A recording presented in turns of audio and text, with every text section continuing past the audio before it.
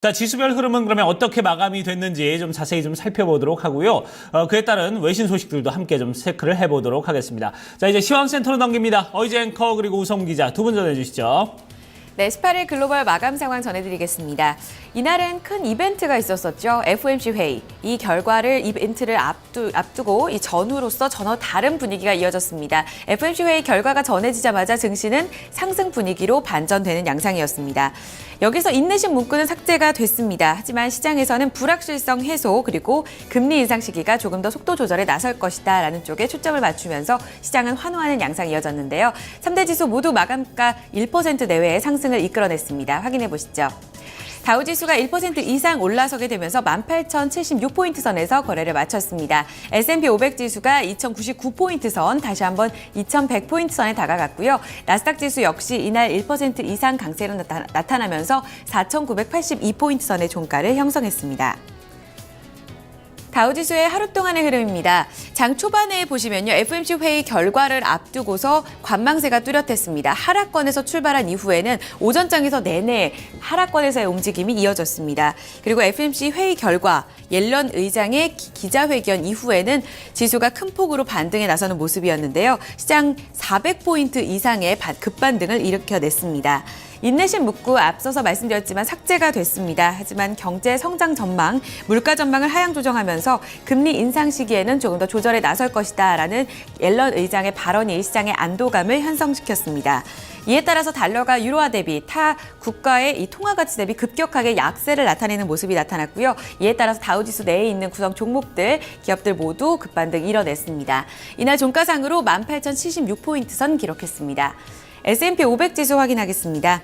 역시 같은 양상 보이면서 오전장과 오후장 전혀 다른 분위기 연출했다는 것 확인해 보실 수가 있는데요. 이날 특히 달러 약세에 따라서 원자재, 상품 관련 섹터의 반등이 돋보였었고요. 또 국제 유가가 달러 약세에 따라 급반등했죠. 이에 따라 에너지 섹터들이 3% 가까운 급반등을 일으켜내면서 지수 상승을 견인했습니다. 1% 이상 오르면서 2,099포인트 마감까지였고요. 마지막으로 나스닥 지수 확인하겠습니다. 역시 오후장에서 지수가 큰 폭으로 뛰어 올랐습니다.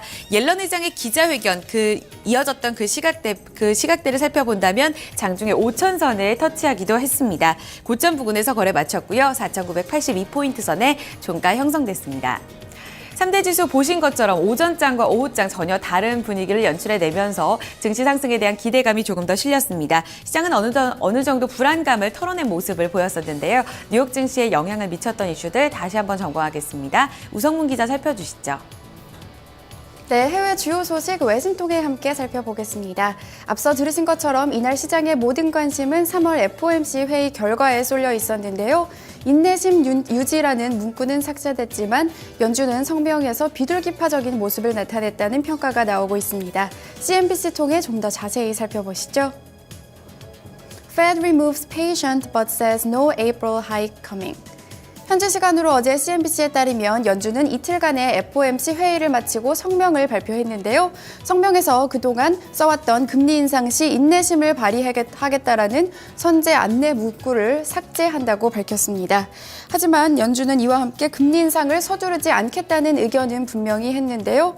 옐런 의장은 기자회견에서 인내심 문구를 삭제한다고 해서 우리가 조급하다는 것은 아니라고 설명했습니다. 또한 이와 함께 이 성명에서는 비둘기파적인 모습을 여실히 나타냈는데요. 특히 4월 금리 인상 가능성은 낮다며 구체적으로 4월 금리 인상 가능성을 배제했습니다. 또한 경제 성장률 전망 또한 하향 조정됐는데요. 연준은 성명에서 올해 미국의 GDP가 2.3%에서 2.7%에 머물 것이라고 발표했습니다. 이는 지난해 12월에 발표했던 2.6%에서 3%보다 낮아진 것인데요. 또한 성명에서 경제 성장 속도가 어느 정도 누그러졌다며 그동안 써왔던 확장이라는 단어보다 다소 비관적으로 경제를 풀이했습니다. 아울러 성명에서 연준은 고용시장의 추가 회복과 함께 중기적 인플레이션이 2%에 도달한다는 자신이 있을 때 금리를 인상할 것이라고 밝혔는데요. 그동안 전문가들은 6월과 9월 금리 인상을 놓고 대립해온 바 있습니다. 월가 전문가들은 인내심 문구가 삭제됐음에도 불구하고 연준이 비둘기 같은 모습을 보이면서 6월 금리 인상 가능성이 더욱 낮아졌다고 평가했는데요. 정확한 월가 전문가들 발언 함께 살펴보겠습니다. 먼저 CNBC가 인터뷰한 댄 그리노스 BTIG 수석 전략가는요. 연준이 성명에서 금리 인상까지 추가 회복을 지켜본다는 단어를 썼는데 이는 아직 미국 경제가 금리 인상을 견디기에 충분치 않다는 뜻으로 해석된다고 밝혔고요. 또한 그리노스 전략가는 9월 금리 인상을 점치는 것으로 확인됐습니다. 또한 밥돌 누빈 에셋 매니지먼트 수석 전략가는요. 고용시장과 관련해서도 그리 좋은 평가가 나오지 않았다는 사실이 놀랍다. 기대했던 것보다 더욱 비둘기파적이었다라고 평가했습니다. 네, FOMC 관련 기사 하나 더 살펴보겠습니다. 앞서 들으신 것처럼 이 6월 금리 인상 가능성이 낮아졌는데요.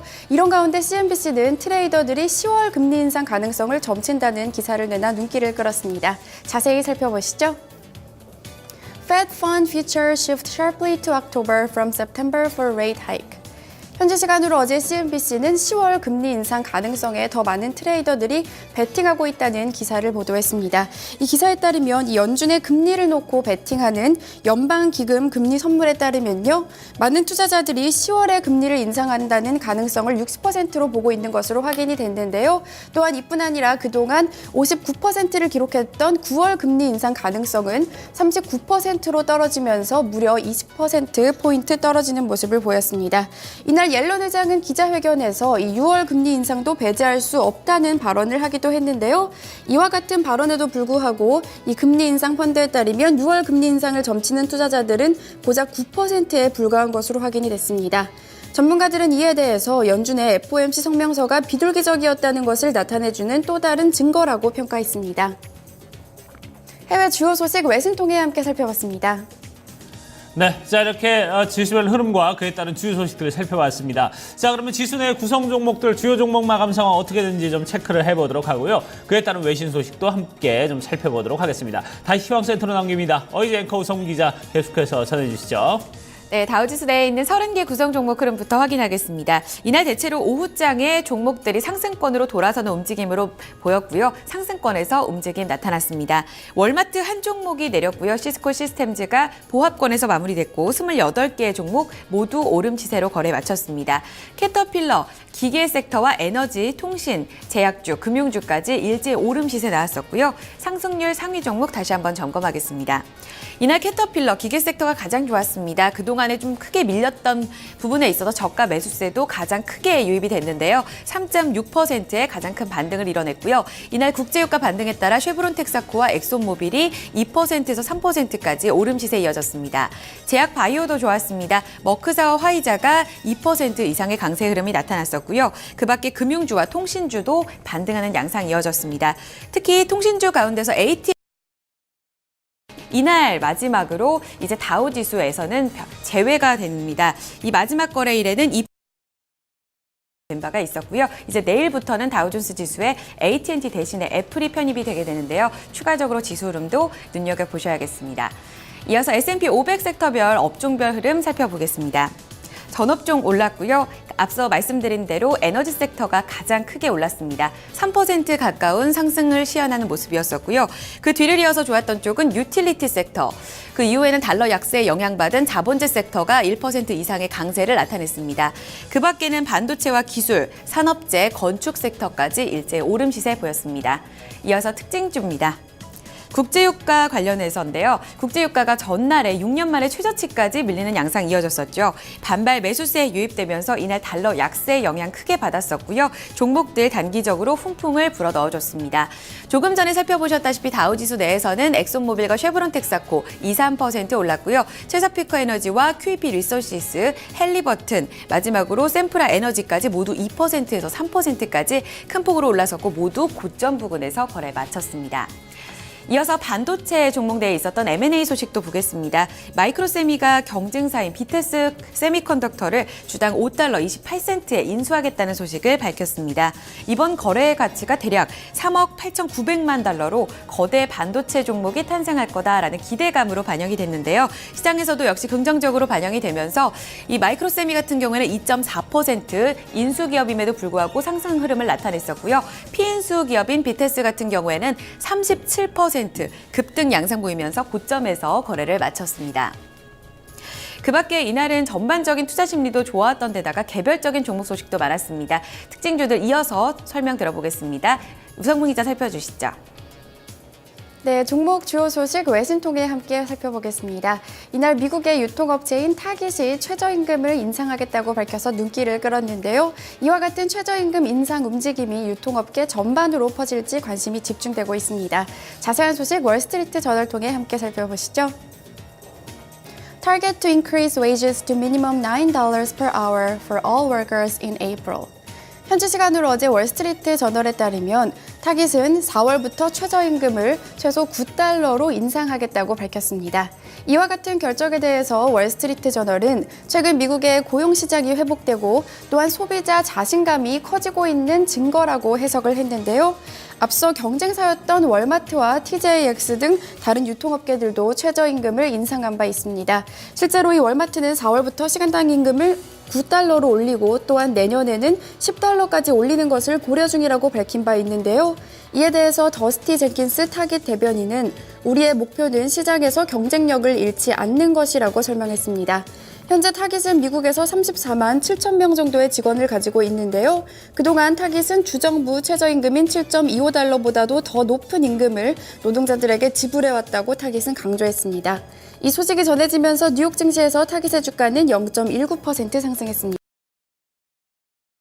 다음 종목 함께 살펴보겠습니다. 이날 스타벅스의 주가가 주식 분할을 발표하면서 크게 올랐는데요. 포브스 통해 좀 더 자세히 살펴보시죠. Starbucks plans to split its stock 2 for 1. 현지 시간으로 어제 포브스에 따르면 스타벅스는 주주총회를 마친 후 이 주식을 2대1 주식 분할을 실시할 것이라고 밝혔는데요. 주식 분할 기준일은 4월 9일로 주주들은 이날부터 주당 한 주의 주식을 더 보유하게 됩니다. 스타벅스가 이와 같이 주식 분할을 한 것은 1992년 기업 공개 이후 6번째 있는 일인데요. 지난번 주식 분할은 2005년에 있었는데요. 이후 10년 만의 결정이기도 합니다. 이와 같은 결정에 대해서 하월드 슐츠 스타벅스 최고 경영자는 이번 결정은 지난 7년간 주주들의 가치가 높아지고 우리의 주식의 유동성이 개선됐다는 것을 반영하는 결과라며 우리의 주가를 더 매력적으로 만들어줄 것이라고 설명했습니다. 이와 함께 스타벅스는 2015년 2분기 실적 전망을 기존 64에서 65센트에서 32에서 33센트로 조정했는데요.